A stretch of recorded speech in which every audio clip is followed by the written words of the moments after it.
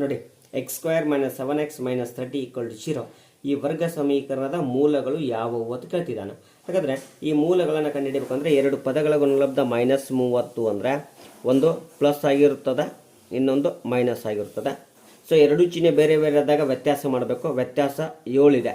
ಹಾಗಾದರೆ ದೊಡ್ಡ ಅಂಕಿ ಮೈನಸ್, ಸಣ್ಣ ಅಂಕಿ ಪ್ಲಸ್. ಹಾಗಾದರೆ 3 10 30, 10ರಲ್ಲಿ 3 ಹೋದರೆ 7. ಸೊ ಇವು ಎರಡು ಏನಾಗ್ಯಾವಪ್ಪ ಅಂದ್ರೆ ಅವೆರಡರ ಗುಣಲಬ್ಧ ಆಗಿದೆ. ಇನ್ನು ಮೂಲಗಳ ಕೇಳ್ತಿದ್ದಾನೆ. ಸೊ ಎಕ್ಸ್ ಸ್ಕ್ವೇರ್ನ ಸಂಖ್ಯಾ ಸಗುಣಕ 1 ಇದೆ.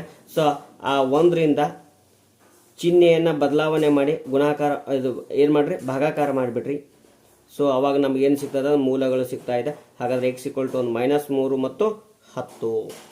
ಅಕಸ್ಮಾತ್ ಈ ಎರಡರ ಗುಣಲಬ್ಧ ಕೇಳಿದ ಯಾವ ಸಂಖ್ಯೆಗಳ ಇವು ಕೆಳಗಿನವುಗಳಲ್ಲಿ ಯಾವುದರ ಗುಣಲಬ್ಧ ಆಗಿದೆ ಅಂತ ಕೇಳಿದಪ್ಪ ಅಂದರೆ x = +3 1, ಇನ್ನೊಂದು x = -10. ಇವೆರಡರ ಗುಣಲಬ್ಧ.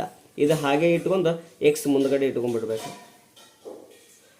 ಸೊ ಇಲ್ಲಿ ಎಕ್ಸ್ ಸ್ಕ್ವೇರ್ ಸಂಖ್ಯಾ ಸಗುಣಕದಿಂದ ಭಾಗಾಕಾರ ಮಾಡಿ ಚಿಹ್ನೆಯನ್ನು ಬದಲಾವಣೆ ಮಾಡಿದರೆ ಮೂಲಗಳು ಸಿಗ್ತಾವ. ಅದೇ ಗುಣಲಬ್ಧ ಕೇಳಿದ್ರಪ್ಪ ಅಂದ್ರೆ ಇಲ್ಲಿರುವಂತಹ ಎರಡು ಪದಗಳನ್ನು ಎಕ್ಸ್ ಜೊತೆಗೆ ಒಮ್ಮೆ ಸಂಕಲನ, ಇಲ್ಲಿ ವ್ಯವಕಲನ, ಯಾವ ಚಿಹ್ನೆ ಇರ್ತದೆ ಆ ಕ್ರಿಯೆಯನ್ನು ಮಾಡಿಬಿಟ್ರೆ ನಮ್ಗೇನಾಗ್ತದೆ, ಗುಣಲಬ್ಧ ಸಿಗ್ತಾ ಇದೆ. ಇನ್ನು ವರ್ಗ ಸಮೀಕರಣದ ಶೋಧಕ ಅಂದರೆ ಡೆಲ್ಟಾ = b² - 4ac ಅಂತ ಬರ್ತಾ ಇದೆ. ಡೆಲ್ಟಾ = b² - 4ac ಅಂತ ಬರ್ತಾ ಇದೆ. ಹಾಗಾದರೆ ಇಲ್ಲಿ ನಾವು ಎರಡನೇ ಡೆಲ್ಟಾ = 0 ಆದಾಗ ಮೂಲಗಳು ಏನಾಗಿರ್ತಾವ ಅಂದ್ರೆ ವಾಸ್ತವ ಮತ್ತು ಸಮನಾದ ಮೂಲಗಳು. ಇಲ್ಲಿ ಯಾವುದು ವ್ಯಾಲ್ಯೂ ಇರ್ತದಪ್ಪ ಅಂದ್ರೆ x = -b/2a ವ್ಯಾಲ್ಯೂ ಅಷ್ಟೇ ಸಿಗ್ತಾ ಇದೆ. ಇದು ಒಂದು ವ್ಯಾಲ್ಯೂ ಸಿಕ್ಕರೆ ಸಾಕು, ವಾಸ್ತವ ಮೂಲಗಳು ಸಿಗ್ತಾ ಇದ್ದಾವೆ. ಇನ್ನು ಅದಾದಮೇಲೆ ಇನ್ನೊಂದು ಬರ್ತದೆ ಡೆಲ್ಟಾ > 0. ಇಲ್ಲಿ ವಾಸ್ತವ ಮತ್ತು ವಿಭಿನ್ನ